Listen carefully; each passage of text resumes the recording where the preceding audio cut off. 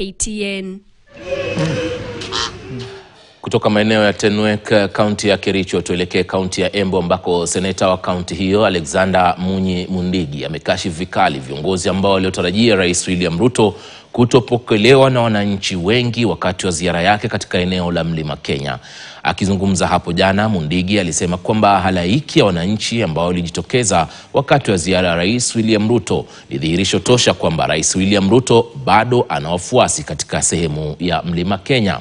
Vilevile Mundigi amewahimiza wananchi wa Mlima Kenya kuendelea kuunga mkono serikali ya Kenya Kwanza kwa minajili ya maendeleo na kukuza uchumi.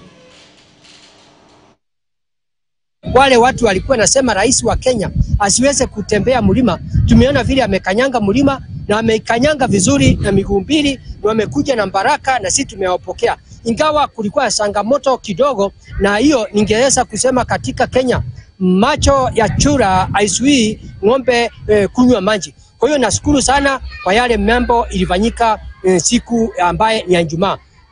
Ile ningeuliza watu wa Embu County, ningeomba wakati huu wa kipindi ya miaka 2.5 tuweze kupokea rais wa Kenya William Ruto na deputy yake Abraham Kithure, ndio tuweze kupata matunda tukiwa watu wa Embu County.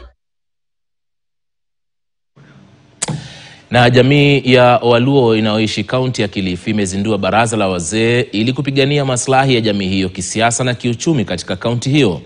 Mwenyekiti wa baraza jipya la wazee tawi la Kilifi, Willis Okoth, amesema kwamba jamii hiyo imekuwa ikisalia nyuma kutokana na